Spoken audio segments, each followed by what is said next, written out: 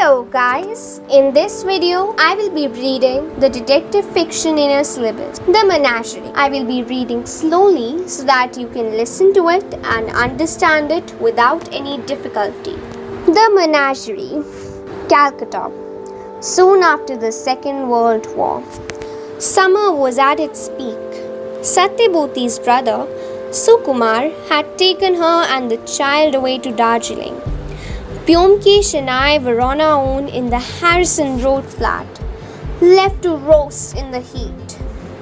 Work was a little slow for Byomkesh just then. This was nothing new, but this time the length of the slack period and the sheer monotony of leisure were getting on our nerves. We were urgently in need of some diversion. To compound our misery, Satyabhoti and the baby too were away. In sheer desperation, we had taken to playing chess. I had an aptitude of sorts at the game and I had taught it to Byomkesh. At the outset, he was quite easy to trump, but with time, it became increasingly difficult to beat him at the game. Eventually, the day arrived when he checkmated me with the unexpected move of a pawn. I was aware of the saying that there is no shame in being defeated by one's disciple. But when you start losing to someone whom you've only just initiated into the game, you begin to lose faith in your own abilities. I was quite disconsolate. It didn't help at all that it was unbearably hot. Ever since that morning in March when I had woken up with my bed soaked in sweat, the last month and a half had seen a gradual rise of the mercury with no respite in sight. It was not as if it didn't rain a couple of times, but this only served to step up the humidity level. The fan whirred overhead relentlessly, night and day, but this brought no relief either. I felt as if I were immersed from head to toe in Roshagola syrup. With mind and body in this despondent state, we had set the chessmen out on the charpoy again one morning. Byomkesh was on the verge of checkmating me with his rook, and I was perspiring profusely from the anxiety his anticipated move generated when there was an intrusion. It came in the form of a soft but persistent knocking on the door. It couldn't be the postman. His knock carried a note of aggression. So who could it be? We looked at one another in eager anticipation.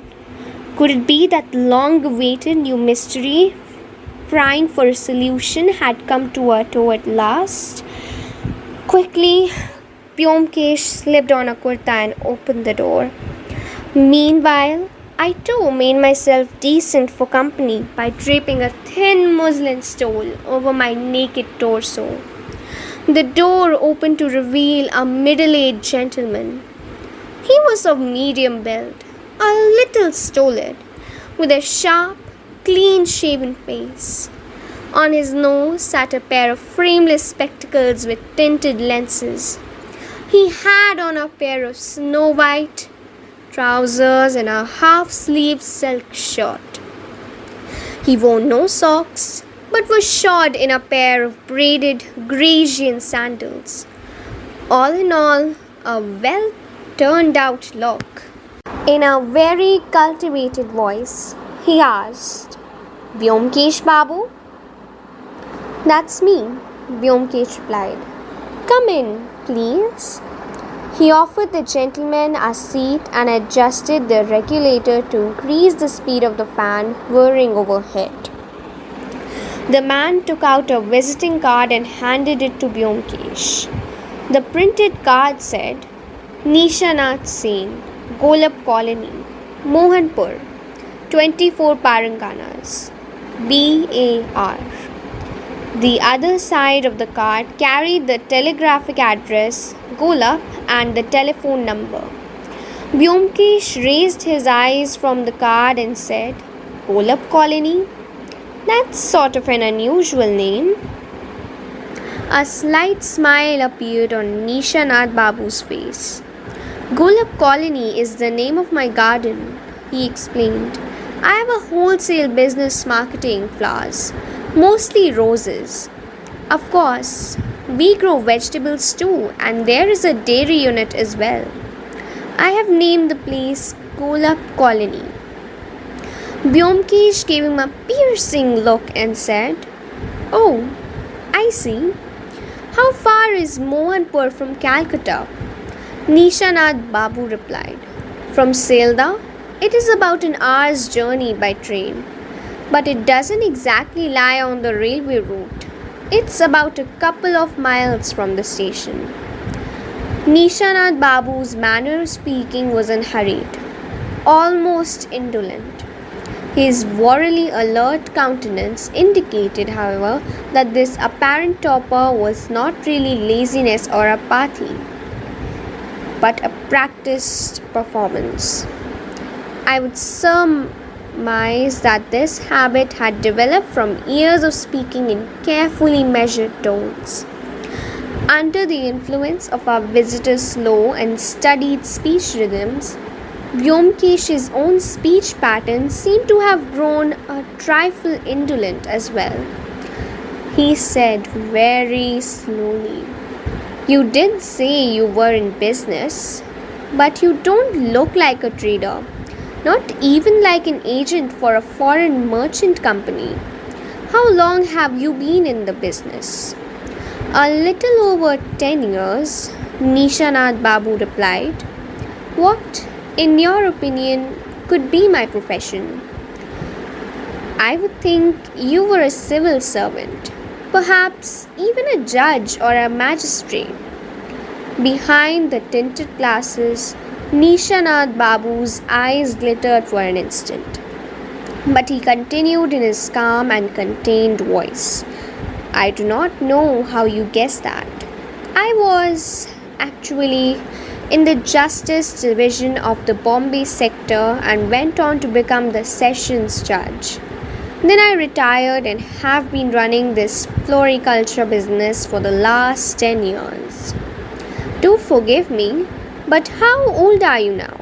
Byomkesh asked. "I am going on 58, which means that you retired at the age of 47. As far as I know, the retirement age in a government job is 55. Nishanath Babu remained silent for a few seconds and then said, "I have high blood pressure. The first symptoms surfaced 10 years ago. The doctor said I'd have to give up all cerebral activity or I would die. So I retired from the job. Then I moved to Bengal and began growing flowers and vegetables. There are no worries or tensions in this job, but the blood pressure seems to continue rising with age." Byomkesh said, "You mentioned that there are no worries, but there must have been some cause for great stress recently, or you would not have come to me." Nishanath Babu smiled, a fleeting flash of pearly white teeth from the corner of his mouth. He said, "Yes, that, of course, does not require superior powers of deduction. For a while now, something strange has been happening on my farm." He stopped short and turned towards me. "You are Ajit Babu?" Byomkesh said. "Yes, he is my associate. You can speak freely in his presence." Nishanath Babu said, "Oh, there's no secrecy involved in what I have to say. But Ajit Babu is a man of letters, and I thought perhaps he might be able to enlighten me about something." "Ajit Babu? Is there a Bengali synonym for the word blackmail?" I was flustered by this unexpected question. I had been intimately involved with the Bengali language for many years now, and it wasn't unknown to me that the Bengali idiom was not entirely in step with modern Western education. In most cases, Western ideas had to be articulated in a Western language. I floundered and stammered. Blackmail? The extortion of money by threatening to reveal a secret? As far as I know, there is no corresponding term in Bengali. In a tone laced with scorn, Nishanath Babu said, I thought as much. Anyway, this is irrelevant. Let me narrate the incident to you in brief. There is no need for brevity, Byomkesh interjected. Please go into details. That would help us get a better understanding of the case. Nishanath Babu said, all the people who work under me in Kolap colony, apart from the gardeners, belong to a respectable class of society. But each is different or odd in his own way. Not one can be called a straight or simple person. The usual ways of earning a livelihood are close to them. So they have all congregated on my doorstep. I give them a place to stay, food to eat, and some pocket money every month. These are the terms under which they work at the farm. It is a little like a sanctuary. It may not be the most comfortable life, but at least they are saved from the threat of destitution. Can you elucidate a little? Byomkesh asked. Why are the normal channels of earning a living closed to these people? Nishanath Babu said, some are handicapped by one physical disability or another and are therefore unable to work at normal jobs. For example, Panu Gopal, a perfectly healthy lad, but he has a hearing problem and his speech too is labored. He has defective adenoids. He is illiterate. I have placed him in charge of the dairy and he is content looking after the cattle. And the others? Some have a dubious past. Say Bhujangadhar Babu, for example. It is rare to come across so keen an intellect. He was a doctor. Surgery was his specialization and he was skilled in plastic surgery. But he committed such a nefarious felony that his medical license was revoked. He is now the farm's local doctor. I see. Please carry on. Byomkesh opened his cigarette case and extended it to the visitor. But he declined the offer politely and said, I gave up cigarettes after my blood pressure shot up. Then, in his unhurried, leisurely style, he continued, there is no novelty in running the daily business of the farm. The same routine is followed every day. Flowers bloom, vegetables grow, chickens lay eggs and the milk is turned into butter and ghee. The farm owns a horse-drawn wagon which is loaded with stuff every morning and sent to the station. From there, the goods are transported to Calcutta by train. We have 2 stalls at the municipal market. One is for flowers and the other for garden vegetables. The earnings from these shops are enough to cover the costs of running the farm. The days were passing uneventfully, but then suddenly, nearly 6 months ago, something unusual happened. I was asleep in my room at night when the sound of glass shattering woke me up. I got up and switched on the lights. Lying on the floor was the spark plug from a car. I exclaimed, Spark plug? Nishanath Babu said, That's right. Someone had thrown it from outside and smashed the window pane. It was a dark winter's night and it wasn't possible to find out who the culprit was. I reasoned that some miscreant outside was merely playing the fool. The compound of Golap colony is open to all and sundry. There are padlocks on the gates to prevent the cattle and goats from wandering, but these pose no great hurdle to humans.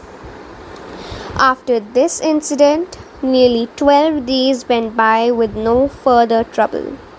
Then one morning, I opened the main door and found a broken carburetor lying on the doorstep. 2 weeks later came a motor horn, then some ragged remnants of car tires, and so it goes on. Byomkesh observed.